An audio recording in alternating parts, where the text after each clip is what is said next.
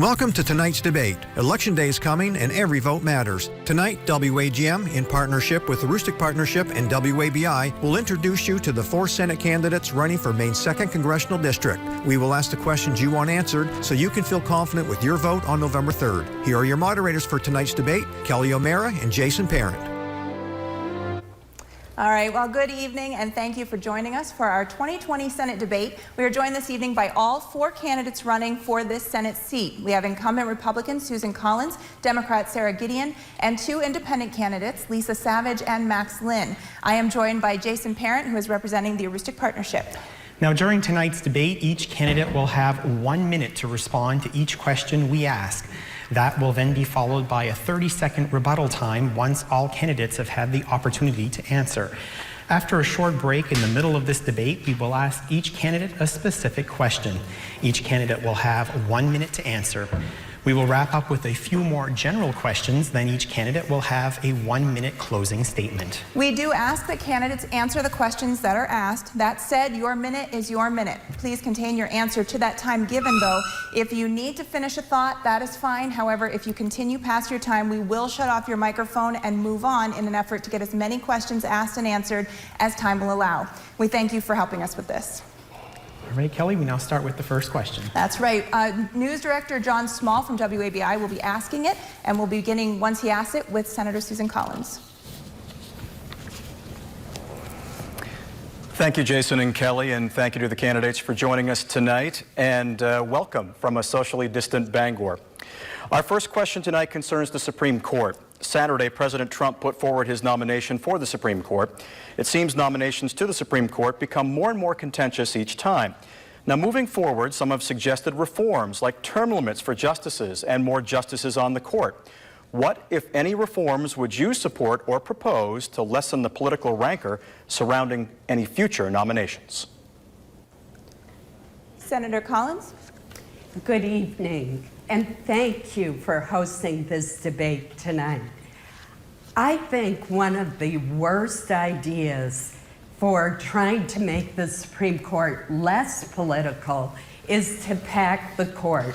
As the late Justice Ruth Bader Ginsburg said, 9 is a good number. It's the number of justices that we've had since 1869. It would make the court a political organization, which the framers of the Constitution never intended if we were to expand the size. What we need to do is to make the confirmation process less political, more respectful, and more insightful. But it would be a terrible idea to have either term limits, which would diminish the independence of the court, or to increase the size. Thank you. Sara Gideon. Thank you very much for that question, and good evening, everyone. Thank you for tuning in. First, I want to recognize that the loss of Ruth Bader Ginsburg is a loss to all of us. And in fact, she was a giant who made such strides on women's rights and gender equality. Her vacancy should not be filled until both a new president and a new Senate are seated. But I want to be clear about the place that we're in right now and why we are there. Senator Susan Collins has voted during Donald Trump's first 2 years of his presidency for every single judicial nominee that Mitch McConnell put forward, and totaling, as of today, 181 judicial nominees. That has pushed the Supreme Court far to the right and made it very ideological. What we have to focus on is how we get back to a judiciary that is independent once again. Now we're in the middle of a pandemic, and 1 week after Election Day, we are going to see the Supreme Court pick up the Affordable Care Act and take potentially health care away from Americans. We need to do better. Thank you very much. Max Lynn. Yes, I'm the only one up here supporting President Trump, number one, and number two, supporting his appointment. This happens with all administrations. We know that. We saw it with Barack Obama when he appointed someone the Republicans complained. I would have supported that nominee. I always support the president's nominee. What we have with Sara and Susan is just a show. For example, you don't know it, but Sara's on a 8-foot plank up, so she looks taller. And we all know that we're looking for justice. I wouldn't extend the number of Supreme Courts, but I think there should maybe be an age limit on the Supreme Courts. because the Constitution is what's important. And talking about COVID, it's a very big issue right now. COVID is serious enough where people should be aware that they need to wear masks, but the level of government intrusion has gone too far. So I want to publicly take these masks right now and make a protest against the government and cut these masks. Too much government intrusion is not what we need. Okay, thank you very much. Lisa Savage. Thank you for being here. Thank you, audience, and thank you for the question. Well, I do think that the passing of Justice Ruth Bader Ginsburg is an enormous event in our political life. As we know, the Supreme Court was intended to be a check on both the legislative and the executive branches of government, and it's a very important structure in our Constitution. I do favor term limits for the Supreme Court. That is a reform that would make sense. When the Supreme Court was created with lifetime appointments, the average lifespan of Americans was 39 years old. It's now 79 years old. I think we should take that into account. It's also possible that we might look at expanding the court, but impaneling 9 justices to hear any given case. I think that would warrant more study, but that's certainly an idea that we should think about. I definitely think we should not rush into confirming someone. Right now, election season is actually underway. Thank you. All right, we'll move on to the rebuttal period for that question. Senator Collins. First of all, let me point out that Sara once again did not truthfully state what has happened. I have opposed some of President Trump's judicial nominees, including ones backed by Mitch McConnell, including a judge nominee from Mitch McConnell's home state of Kentucky. By contrast, Sara's refused to rule out packing the court. She said, well, maybe, I'm skeptical of it, but maybe we'll have to do it. That we'd like to know. Thank you, Senator Collins. Sara Gideon, your 30 seconds on that question. Thank you very much. Let's be clear. What I said was that in the first 2 years of President Trump's presidency, Senator Collins voted for every single nominee, totaling 181 today. Now, in terms of reforms to the court, what I want to see is a judiciary that is returned to an independent judiciary. And the way I see to do that, I do not see any of the proposals coming forward doing that. I see that being a constant partisan battle. What I think we need are judicial nominees that do not have a political agenda. Thank you, Sara Gideon. Max Lynn, would you like 30 seconds to rebut on this question? Yes. I want all the viewers to realize that really Sara is not running against Susan, and Susan's not running against Sara. They're just the faceplates of the monolithic, huge, giant Republican and Democratic Party. What these women say up here tonight really have no meaning, no consequence. Because if Sara wins, all the power goes to Nancy Pelosi and Chuck Schumer. That's who you're voting for. And voting for Susan just goes to Mitch McConnell. More of the same is all you're going to get. The only change vote here is right here as your independent candidate. And Lisa Savage, you get the last word on this one. Yes, well, the Senate Majority Leader left a vacancy on the court for nearly a year when President Obama was in office, failing to hold hearings for his nominee, Merrick Garland. I don't see how rushing a nominee in the last 6 weeks before the election is held could really be justified in the context of what happened the last time there was a vacancy on the Supreme Court. All right, thank you, candidates. We're going to pivot now to our second question, and for that, we're going to go to WAGM's Ashley Blackford. Now, a lot has been said about government's management of the pandemic so far. We, of course, want to look forward, not back. So from here on out, what would you like to see happen? What are we doing right? And what would you like to see improved? And it goes first to Sara Gideon. Thank you for that question, Ashley. Yes, we have now lost more than 200,000 American lives during COVID, and our economy is in shambles. We have to focus on what we need to do moving forward. I'm proud of what we did here in Maine, bringing Republicans, Independents, and Democrats together to act swiftly, and as a result, we have one of the lowest COVID-19 incidences and infection rates in the entire country. But in Washington, we have seen Susan Collins come home once again from Washington without having passed any additional coronavirus relief. We have families waiting, and here's what we need to do. In the short term, we need more help for first responders. We need PPE, testing and the ability to put a vaccine out when it is ready. In the long term, we need an investment in our economy and recovery. But I want to say this. Senator Collins talks often about seniority. She talks about the value of being in Washington 24 years, but whether it's protecting pre-existing conditions, bringing down the cost of prescription drugs, or bringing more COVID relief home, she has not been able to do it, and that seniority does not seem to matter for Mainers. Thank you, Sara Gideon. Max Lynn, your minute on this question. Thank you. Well, again, I come back to, I respect everybody who wants to wear a mask. I respect businesses who want to wear a mask. But businesses and people should make the choices. As I said at my opening, what we have here is way too much government overreach. And so again, symbolically, I want to cut these masks right in front of our viewers. I want to be the first Senate candidate and your first senator in the United States to say, I protest government telling us what we have to wear and telling us what our businesses are necessary and what are unnecessary. This is a encroachment on our Constitution and our Bill of Rights, and it must stop.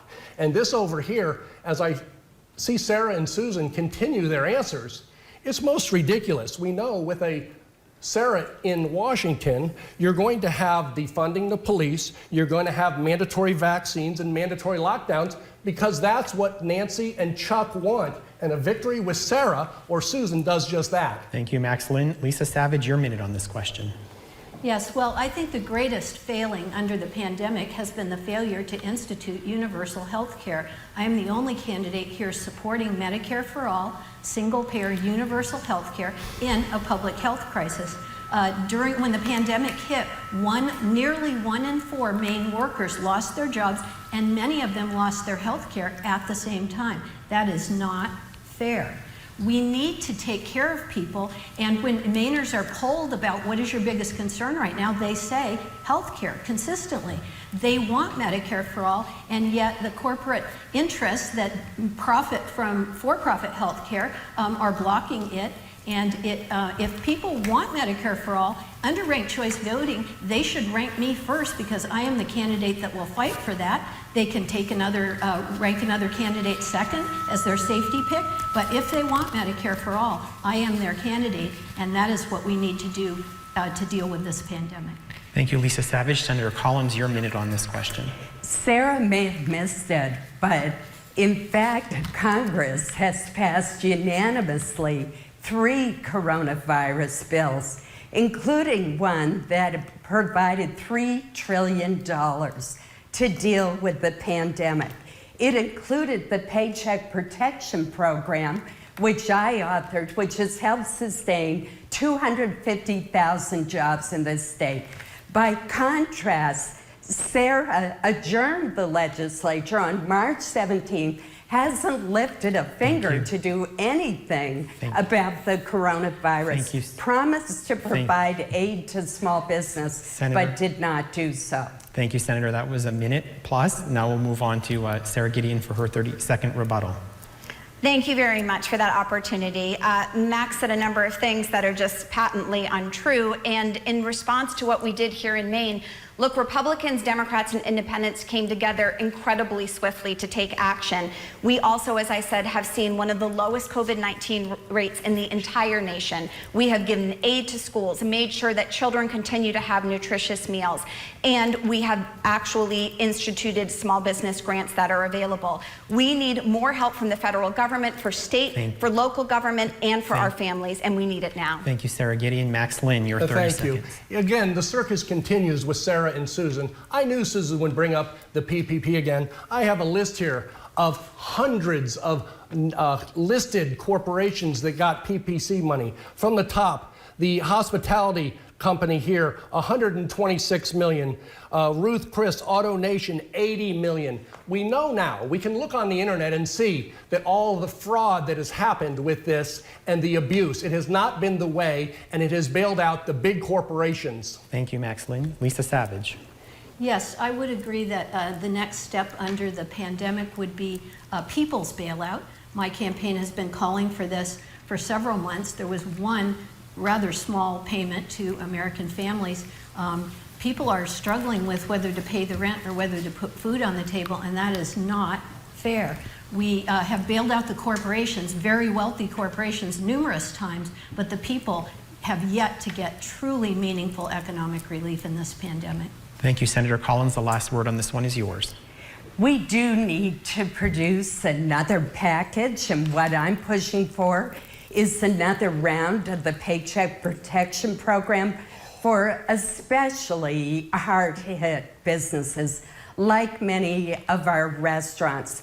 The fact is that the average number of employees in a PPP loan in the state of Maine is 7. It has gone to our smallest businesses. We also need more funding for testing, more funding for our schools, and for the United States Postal Service. And I would mention that I only got 30 seconds on the first round when I should have gotten a minute. Okay, we apologize. I think that probably is accurate, so I do apologize for that. We're going to move on to the next question. This next question, you will have a minute. And we don't have a follow-up to this one because we felt it was a very simple question that would just require the once through. This one is coming from John Small from WABI. Thank you, Kelly. This is a question that was submitted by one of our viewers. Yvonne from Anson wants to know, would you support mandatory face masks? And this question goes to Max Lynn first. Well, I think it's quite clear. I've been cutting the masks up here. This is an encroachment on our Constitution and our Bill of Rights and we as a free, independent people. But I can assure you, with Susan and Sara, we can guarantee mandatory masks are coming and mandatory vaccines because, as I said before, Sara and Susan really have no say. They're just the faceplates of the Republican and Democratic Party, and Maine viewers know that. They know that with Susan and Sara, all they get is the Republican and Democratic Party that's bankrupting this country, that's taking us so far away from our constitutional rights and our Bill of Rights. It's transforming our nation into something that's hard to even look at. If Sara and Susan were both in office, all we would see is their parties running the show. And what you're guaranteed is absolutely no change in Washington, D.C. with Susan or Sara. The change is right here. Okay, thank you. Lisa Savage, your answer on this? Yes, well, it's hard to answer the question without knowing what context the mandatory masks would be in. For instance, it's mandatory for us to be wearing clothing right now because we're out in public, but I'm not wearing a mask because I'm far enough from other people. I came in wearing a mask and then I took it off. I think it really depends, again, on context. It's a public health requirement that masks be worn in indoor spaces where we can't keep 6 feet of separation from us. And also, it's been clear as we learn more about this COVID-19 virus and how it's transmitted, we're starting to understand, oh, surfaces aren't as much of a risk as we thought they were. It's really aerosols and droplets in interior spaces where we're closer than 6 feet together. So do I favor wearing masks? Yes. Not only do masks protect others, which I'm willing to protect others, but they also protect us. So I think that wearing masks in certain situations is a good idea. Okay, Susan Collins. I believe that wearing masks is the considerate thing to do, and it does help to mitigate the spread of the disease. But I do not think that they should be mandatory by the federal government because there are areas of Maine that have no COVID cases, like Piscataquis County. So perhaps mask wearing is not needed in most circumstances there. There are other parts of the state that have higher incidences. It can be fun to actually promote causes on your masks. Mine is Eat Maine Potatoes. So I think you can have some fun with the masks, and it is the right thing to do when you're in a crowd to protect the health of others as well as your health. Okay, and Sara Gideon. Thank you for that question. You know, the 200,000 lives that we lost were somebody's mother or father, somebody's son or daughter, somebody's husband or wife. And the reason that that happened was because this president showed no leadership and in fact showed no honesty in misleading the American people. Imagine if we had actually taken this virus seriously from the very beginning. Imagine if we had leadership from the federal government about how to protect our public health, about how to reopen our economy safely, and guidance that didn't pressure public schools in going back to school, but actually helped set safety protocols to keep everyone safe. Look, we know from all public health guidance that is out there that masks are the most valuable tool that we have as individuals across this nation and across this globe to actually fight this pandemic. And what I would like to see us have is greater leadership from the federal level, both from the president and from Congress, who can step forward when the president doesn't. Okay, thank you. Thank you, candidates. We are going to move on to Ashley Blackford for our fourth question. What do you look for in the next pandemic stimulus package? What will it take to get it passed? And this will go first to Lisa Savage. Yes, thank you for that question. Well, I would be looking for a meaningful bailout for people. Most of the wealthy countries in the world gave significant payments to individuals to help them cope with the pandemic loss of income, and I think that the U.S. is still waiting for that. I also feel that the next step in stimulus should be significant relief offered to states and municipalities. These are the government entities that provide direct services to people that are our most vulnerable populations. I think that they will be are struggling with a great loss of revenue because of the pandemic recession. So I think that should be a huge factor in any next stimulus package. As far as what it will take to get one passed is putting the American people's needs first instead of thinking about the corporate donors that put you in Congress. I believe that's what it will take. All right, Senator Collins. We certainly need both sides to come together in the midst of this persistent pandemic and pass another package. Priorities for me include aid for our schools. I have talked to superintendents all over the state, visited schools in Holton and Hollis, and I've seen that they've had to spend hundreds of thousands of dollars. We need to provide them with help. I support local aid, not just state aid, but local aid to prevent layoffs of our firefighters, our police officers, our sanitation crews, our public works employees. We need, as I said, another round of PPP for especially hard-hit businesses so that they can help their employees. We need a reasonable supplement for federal unemployment compensation. And we need more funding for testing, because testing is key to safely reopening our schools and our economy. Thank you, Senator Collins. Speaker Gideon. Thank you. I just want to point out that it has been nearly 5 months since we have seen help from Congress related to coronavirus. The Senate has continued to bicker months after the House passed the HEROES Act. And in the meantime, we have families and working people waiting for more help.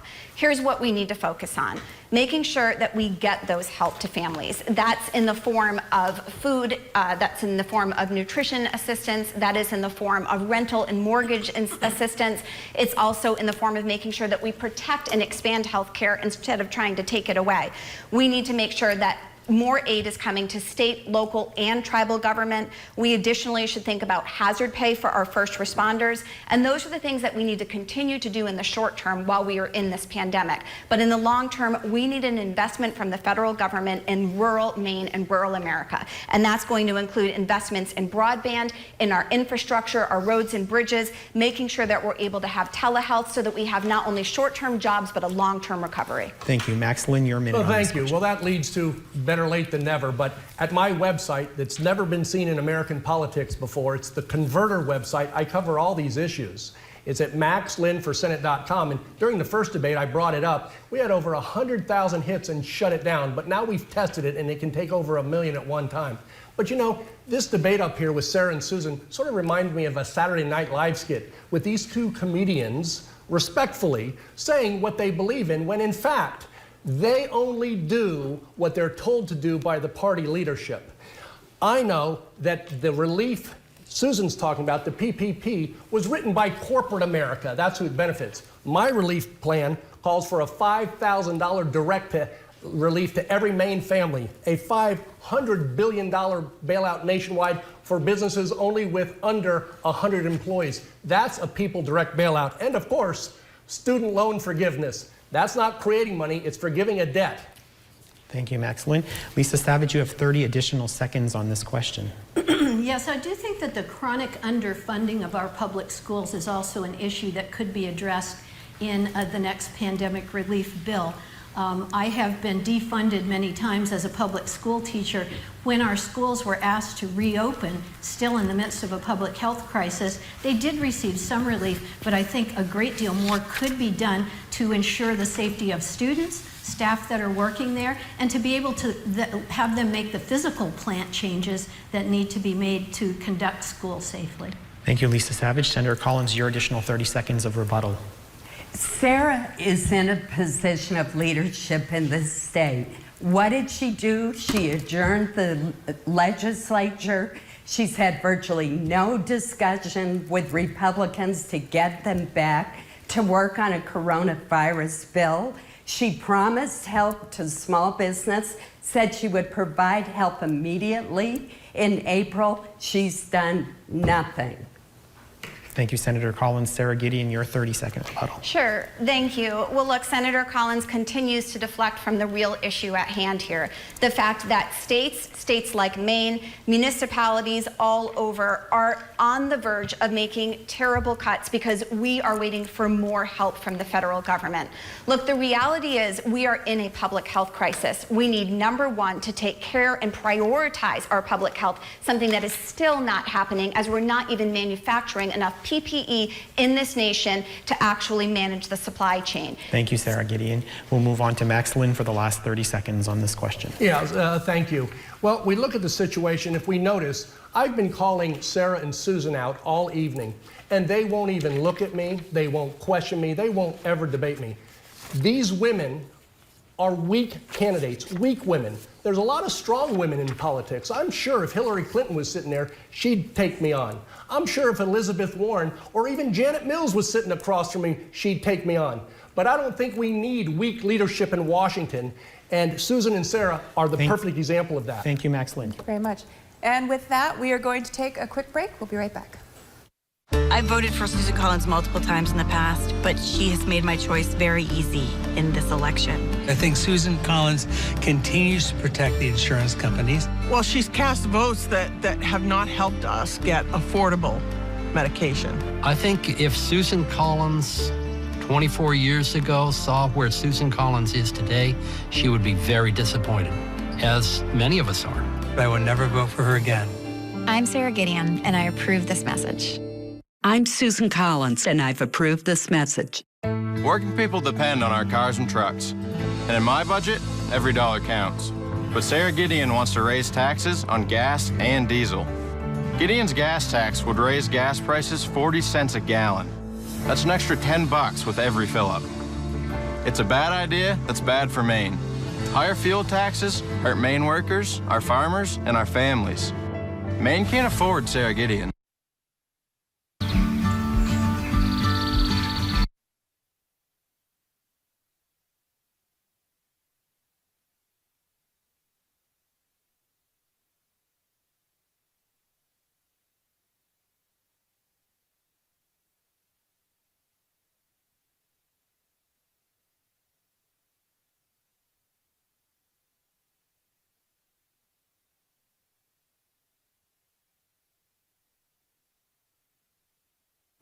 Welcome back. Thank you for staying with us. We're going to move into our individual questions for the candidates, and we're going to begin with Senator Susan Collins. Ashley Blackford will be asking it.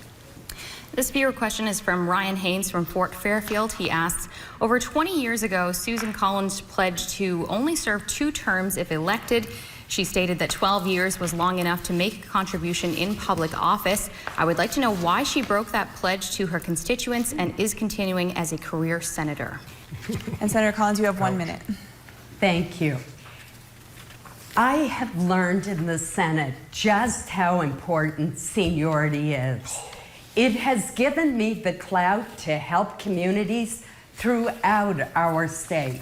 It is not a coincidence that Maine ranks #1 on a per capita basis in the amount of transportation funding from the BUILD program that has provided funding for bridges and roads and seaports, airports all over our state. That's because I am the chair of the Transportation Appropriations Subcommittee. It is not a coincidence that Bath Iron Works was able to get 2 additional ships funded that the Navy wanted, but that were not included in the president's budget. That's because I'm a member of the Defense Appropriations Subcommittee. So it's through my seniority that I've been able to do so much for the state I love. Thank you. All right, we'll now go to Sara Gideon's individual candidate question, and for that, we'll turn to John Small in Bangor. Thank you, Jason. When the pandemic hit, the legislature stopped sessions for months. Do you think it should have done something different? Would you handle it differently now?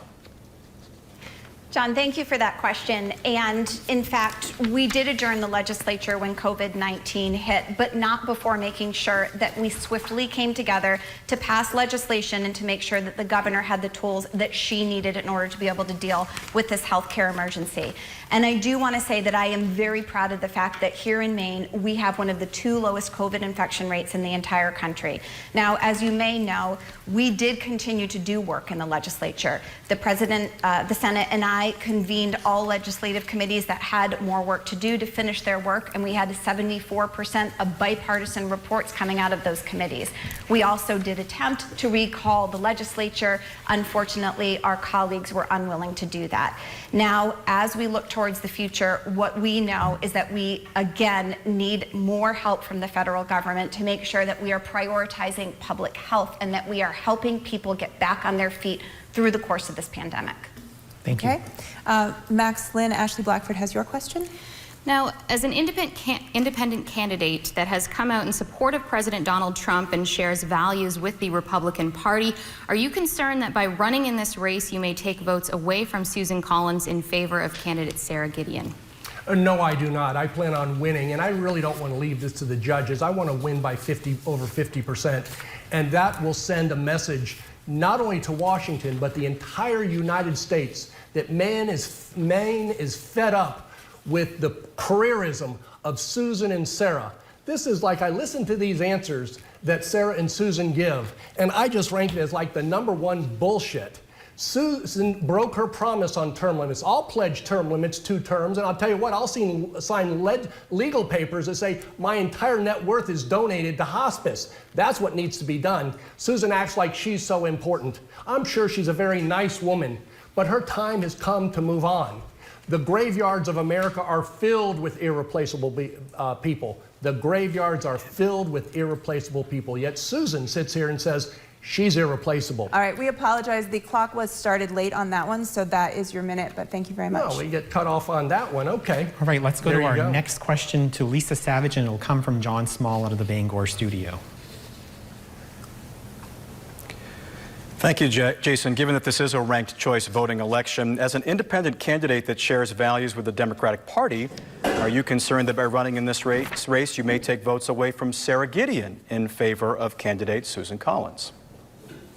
Thank you. I'm not at all concerned about taking votes away from Sara Gideon in a ranked choice voting election. Ranked choice voting allows the voters to express the values that they hold, and rather than making a negative vote against a candidate that they don't want, they can choose the candidate that best speaks to their values, what they'd like to see as their first ranking without any fear of spoiling the election, and then they can go on to the candidate that's next closest and rank that person #2. So in a ranked choice voting election here in Maine with these 4 candidates, I think there's very little danger of my pulling votes. Sara Gideon and I have very different platforms. She does not support Medicare for all. She does not support a Green New Deal, and she does not support getting money out of politics. She's taken tens of millions of dollars to run her campaign. I'm the only non-millionaire up here, and if people want to see those kind of values represented in the Senate, they should definitely rank me first and then vote blue #2. Thank you very much. Thank you. We're now going to switch back to some general candidate questions. Now, in order to get through a few additional questions, we will give each candidate 1 minute to respond and then move on to the next question. Any rebuttal will be at the moderator's discretion. And Ashley, you have the first question. Thank you, Kelly. Sarah from Blue Hill asked, what would you do to support and save the United States Postal Service? And we'll start this round with Senator Susan Collins. I'm very glad to get this question because I have introduced a bill with Democratic Senator Dianne Feinstein from California that would provide an emergency appropriation for the U.S. Postal Service. This is so important because the Postal Service has incurred billions of dollars in unexpected costs in order to comply with the COVID restrictions. After all, postal workers are frontline workers. In addition, marketing revenue, advertising revenue has plummeted for the Postal Service. I've been successful in negotiating already an agreement that a $10 billion loan would be converted to a grant for the Postal Service, and I'm hopeful that we can finish the job. The Postal Service is an absolutely essential institution, Thank you. especially for rural America. Sara Gideon, your response? Thank you very much.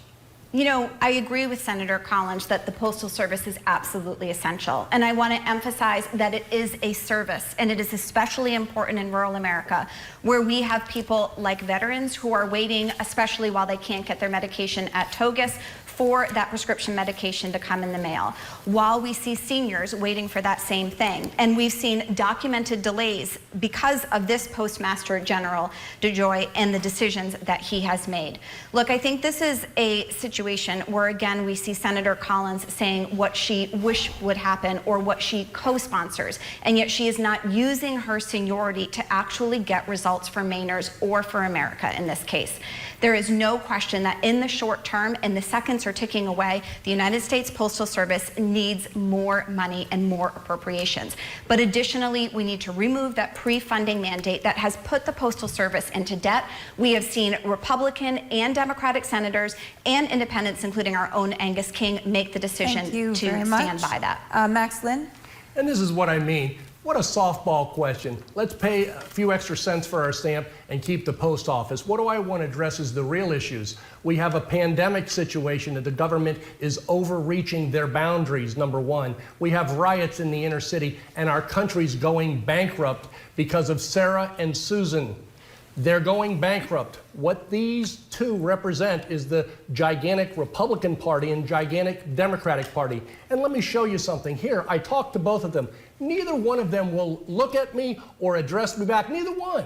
And I think we need strong leadership in Washington. And unfortunately, Sarah and Susan are the definitions of weak leadership. They've paid their dues. It's time. We're in the bottom of the ninth. We need a grand slam, and they sure aren't going to hit it. They won't even address me. They won't challenge me up here in front of you. How in the heck are they going to challenge the real issues in Washington, D.C.? Okay, thank you. Lisa Savage. Yes, thank you. Well, a very bad law was passed requiring the U.S. Postal Service to fund their retiree pension out 75 years. That is a requirement that no other service or company or corporation or federal agency has to meet, and that is the source of the U.S. Postal Service financial woes. I do think that Postmaster General DeJoy needs to go. Removing sorting machines and stripping them for parts in an election season is unconscionable. And I also know from talking to people around Maine that seniors waiting for medication that comes to them by mail are having to go without necessary medication that they need to maintain their health. That is not fair. The U.S. Postal Service is a very important service where I live in Solon, Maine. Many things come to us via the post office that we would not get from private carriers. They wouldn't want to do it. It wouldn't be cost effective to do. So we need to save our U.S. Postal Service. Okay, thank you. And Senator Collins, you were mentioned by Sara Gideon. Would you like to respond? I would just point out that I have been the leader in the Senate on postal issues. I've introduced the bill for the emergency appropriation. It has been endorsed by several postal groups, and it is because the Postal Service is so important in a state like ours. As has been pointed out, there are seniors who rely on the Postal Service for prescriptions. People get needed checks in the mail. It is an important institution, Thank you and very I much. have been successful because I've already gotten the Treasury to agree to convert a loan to Sara Gideon, you were mentioned by Max Lynn. Did you want to respond to that? Over here, Sarah. Why don't you say something to me for the first time? Woman up. It's not your time, sir. Sorry. Please move on, Sara Gideon. Yep. Thank you very much for that opportunity. The only request I have is actually that we do not allow people to swear on the stage, because I do know that there are many children watching our debate tonight. All right, thank you. We will now move on to our next question, question 6. That comes from John in our Bangor studio. Thank you, Jason. Another question from a viewer. Josh from Skowhegan wants to know, healthcare costs, prescription costs are too high. What will you do to lower them? And we'll start first on this question with Sara Gideon. Thank you so much for that question, John. Absolutely, healthcare costs are too high, and prescription drug costs. And as we know, people are making terrible choices. They're forced to make those choices every day about seeing a doctor or buying their medicine. I met with a man named Jeffrey, who told me that he was so grateful for the Affordable Care Act, because as somebody who was self-employed, that was what allowed him to buy insurance for his family. His wife, Dana, subsequently was diagnosed with breast cancer, and they were so thankful for that insurance. And yet we see the Republicans across the country trying to take that health care away with that vote or decision that's going to be made in the Supreme Court starting a week after Election Day. I would do exactly the opposite, making healthcare stronger, making sure that anybody who wants to is able to buy into Medicare through a public option, making Medicare stronger so that we could actually have the U.S. government negotiate with pharmaceutical companies to lower the cost of drugs and make sure that everyone has the healthcare that is a basic human right. Thank you, Speaker Gideon. Max Lynn. Yeah, thank you. Well, it's very clear that we need a private and public combination, which I've always talked about. And what we're not going to get from Sarah or Susan is any medical reform, because they don't have any say. If one of them are in office, they just go to a committee. All the power goes to, in Sarah's case, it all goes to Nancy Pelosi and Chuck Schumer. And in Susan's case, it goes to Mitch McConnell. And do you think they care anything about Portland? Absolutely. Do you think they care anything about rural Maine? Not a chance. The only meaningful reform in medical health care and health insurance is with me.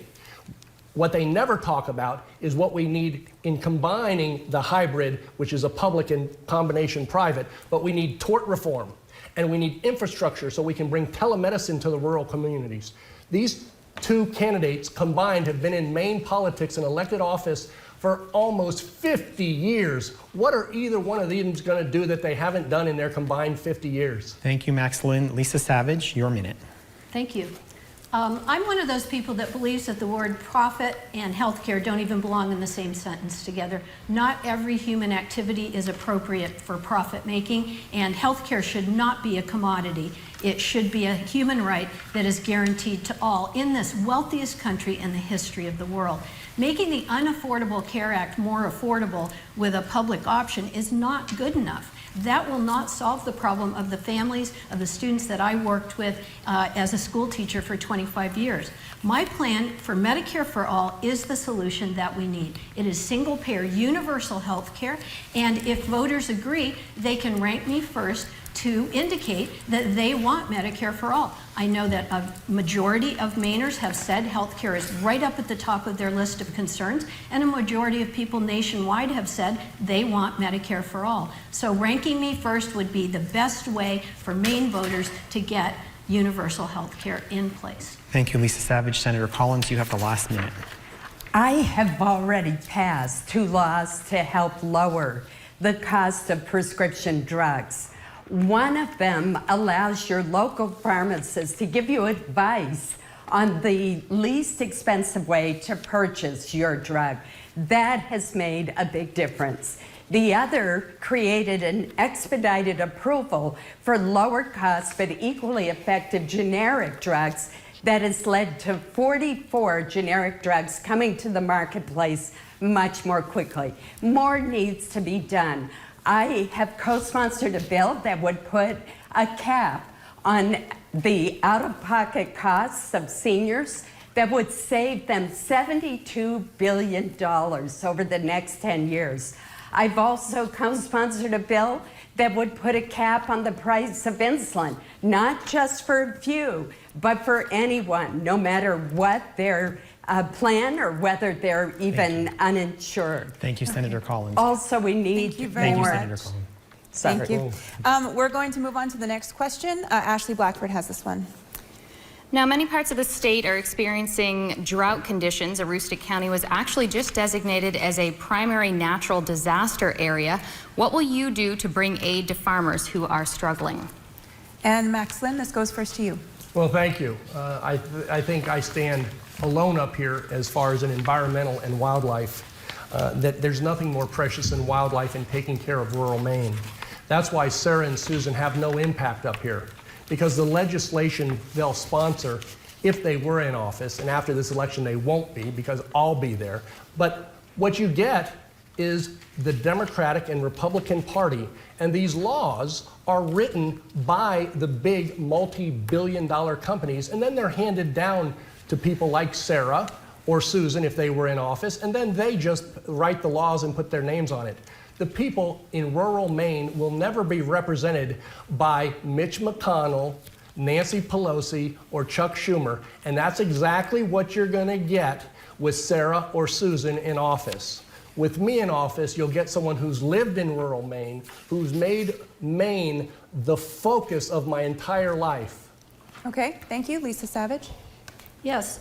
Well, my Green New Deal plan includes regenerative agriculture, which means farming practices that improve the soil and improve farms rather than depleting them. The Aroostook potato farmers are suffering from the drought. Farmers across the state are suffering from a drought caused by climate change. A Green New Deal would address climate crisis by investing in clean energy systems and in public transportation to mitigate the effects of driving and putting a lot of greenhouse gases into the air.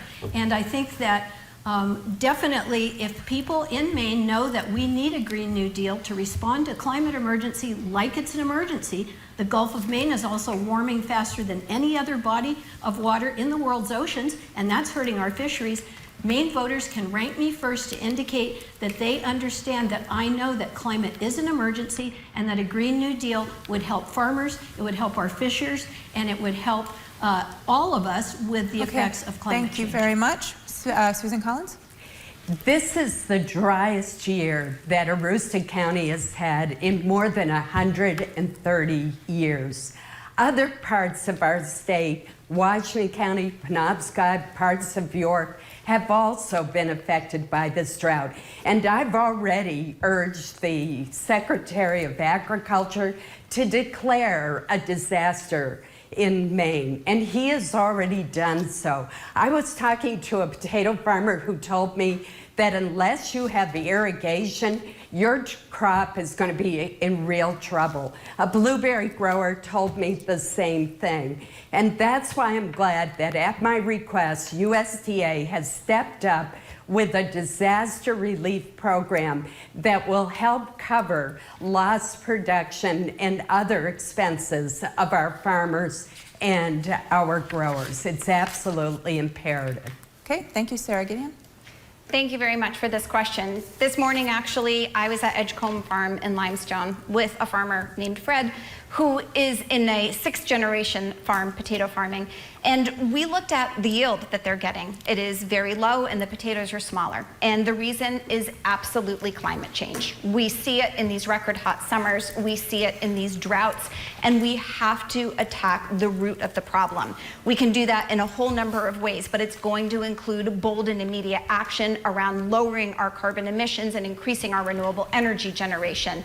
We need to make sure we're thinking about doing that in transforming our transportation industry, our energy industry, and even our building industry. But farmers also need short-term help.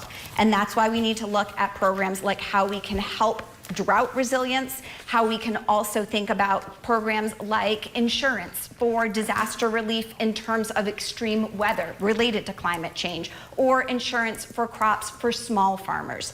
We need short-term and long-term help. Thank you very much. All right, we're going to move on to one more question. We're going to allow 40 seconds for a response on this one so we can ensure that we get closing statements in. It's a question that will be asked by John Small from Bangor.